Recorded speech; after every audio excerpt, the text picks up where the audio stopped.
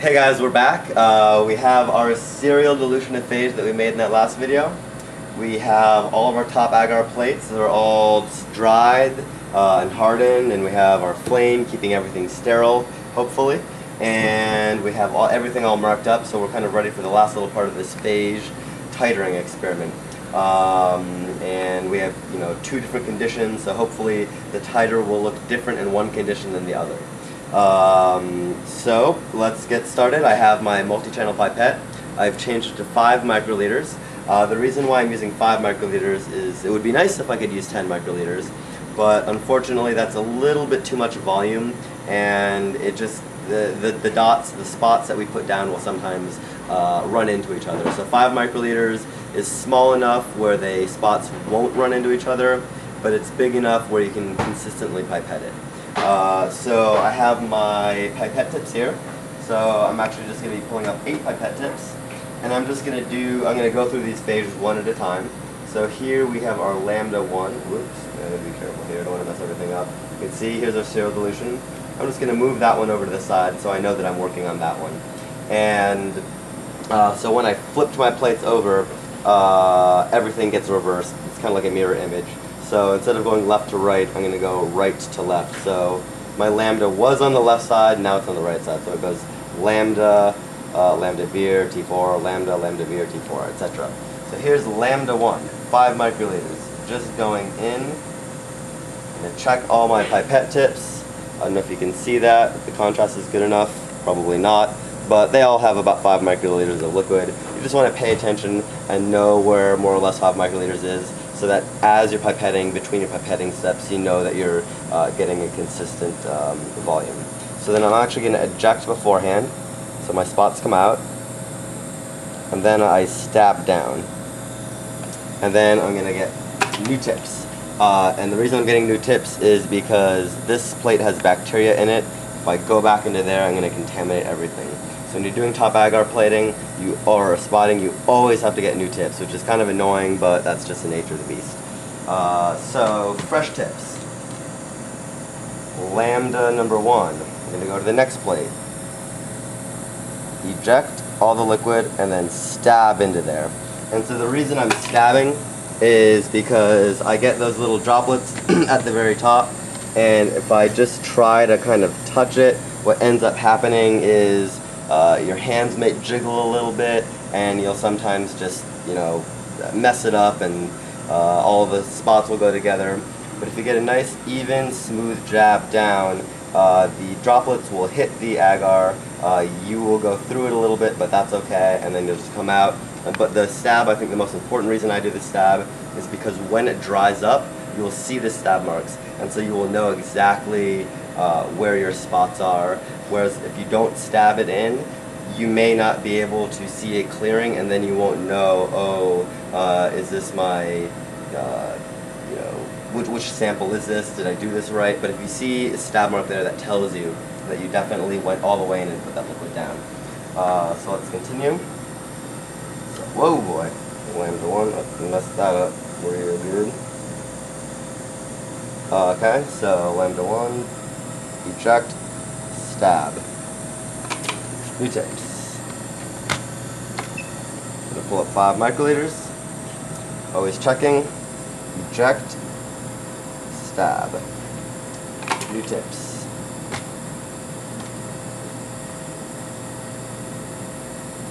Five microliters. I'm checking it. I'm getting a little close to that flame. It's getting warm.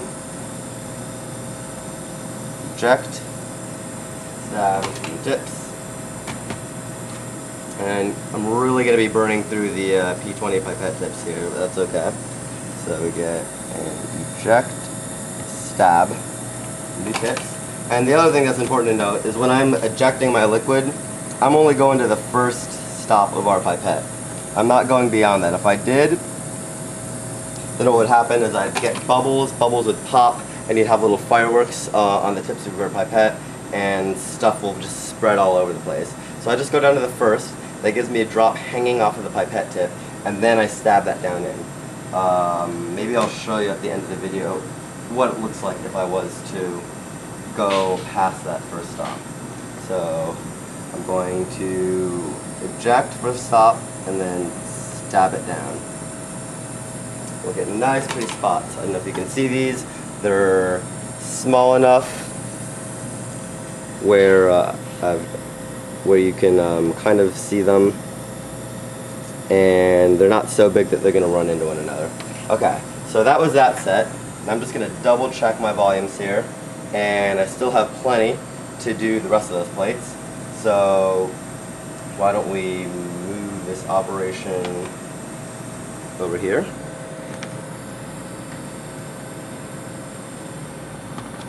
And I'm going to do this set. Actually, you know what? I changed my mind. Sorry about that. The reason I'm going to finish up this plate, I actually just learned this lesson a little while ago, is because if I let these dry out, it may be slightly harder to see where I put the spots, and it's possible that I will try to spot on top of the other spots. So I've marked up the plates and I've kind of put generally where I want to have the spots, but that's kind of a guess. So you just kind of got to see where you put the previous set of spots and move on from there. Now I said that when you stab you get a good indication, but that's only if you're kind of holding it over the light. So right now I'm going to use, before these things evaporate, I'm going to use those to guide me for my next set of spots. So that means I'm going to be going not from this guy, but from that zero dilution, which is lambda number 2. So fresh tips, I'm going to go in, pull out 5 microliters. I see where my previous set of spots are. I'm going to eject, stab, new tips, and I'm giving it just enough different distance so that they won't splash into each other. So again, I'm going into lambda number 2 now. Always pay attention to what you're going into. So these things are drying, so I gotta hurry. So eject, stab, new tips. And whenever I'm doing any sort of lab work that's really repetitive, in my, I won't say it out loud, but in my brain I'm always kind of saying this. Eject, stab, new tips.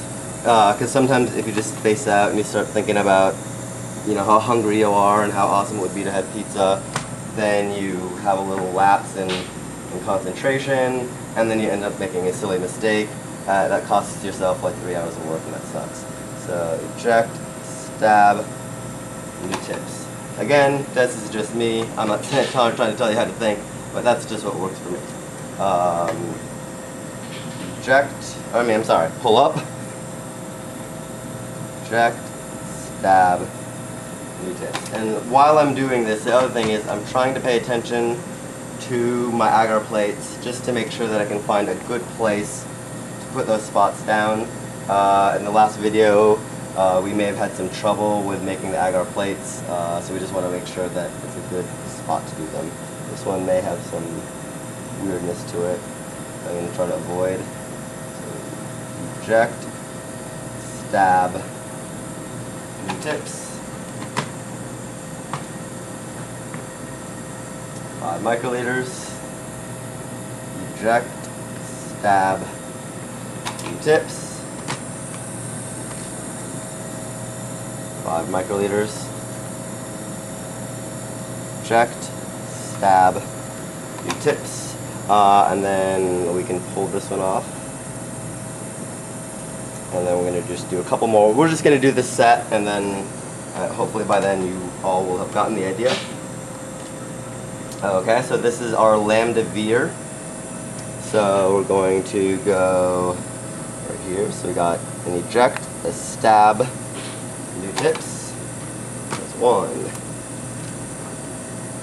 5 microliters. Always looking at those pipette tips, making sure they're filled up. Push it out, stab it, new tips. 5 microliters. Push it out, stab it, tips, and you can see this is just really repetitive. You can see why we're using the multi-channel. It really sucked to have to do this with a regular pipette. This one has some chunks I have to avoid. There we go. That was kind of sloppy, but that's okay. More lambda veer, 5 microliters. Checked, stab, tips. Ran out of that one, so I'm going to pull that guy off. I love these tip boxes, they're awesome. Okay, you just got to be careful because they're a lot easier to contaminate. You can be careless when you get down to the bottom one, but if you have a bunch of layers, still you got to be a little bit more careful. And I kind of lost count. Where was I? I think I was on this one. Yes, I was. Okay, so push it out, stab it, new tips. 5 microliters, double checking it. Push it out, stab it, new tips. And you can really get in a groove when you have a lot of samples like this, but you know, you never want to stop thinking. Don't turn too robotic. Few tips. Okay, and we're on our last one here, so now we want to do this all real quick so that our stuff doesn't evaporate and we don't lose track of where we were. So this is T4 now. So push it out, stab it, few tips. Whoa, shit. I mean, shucks. That's what happens when you get too fast. You will pull up the entire box and destroy your entire experiment. No fun. Okay, we're on number 2 here. Push it out, stab it. Tips. 5 microliters of fresh stuff. Push it out, stab it in.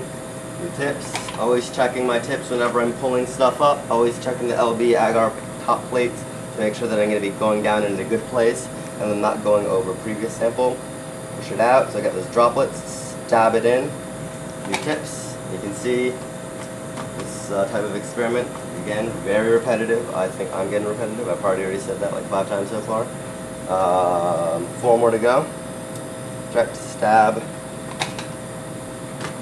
If you've made it this far, good for you. If not, I'm sorry that I'm not more entertaining. 2 more. Again, some of these plates have some chunks in them that you need to avoid. Check, stab. Last one. Whoa.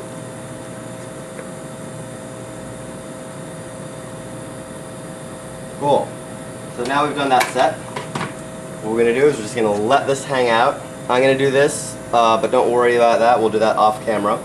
And so essentially, just to kind of recap what we've done, all the way from the beginning, is that we took regular plates, regular LB agar plates, then we took some top agar, which is just tryptone mixed with salt and some agar, a little bit of calcium, a little bit of magnesium. We microwaved that up, we mixed that with some overnight bacteria, and then we did that either plus or minus some sort of a ligand, and we let those harden, we let those dry. While those were drying, in the meantime, we took our phage and we made a serial dilution on those. And then once everything was all ready, we came along with our multi-channel pipette, and we then did spotting of all these different phages. So we have about 3 different phages. We have a couple samples of one phage on these different samples of E. coli. So the E. coli differ by being different strains and by having different plasmids, different constructs in them. So tomorrow what we're going to do is we're going to look at these plates. What we should expect to see is plaques, which is kind of like the opposite of a colony. So we're going to have a plate that's covered with bacteria, and then where we put those spots, we're going to hope to see clearings, like literally a window through that bacteria. And if our experiment worked on the condition in which we've induced, we're hoping to see protection. So we don't want to see any clearings on there. And on the plates that are uninduced, we hopefully will see clearings and they will not be resistant. So it's entirely possible this experiment won't work, in which case I will feel dumb. Either way, the techniques still hold. This has been done a bunch of times. It always works. I've done it and it's worked before. So thanks for watching, and we'll see you tomorrow.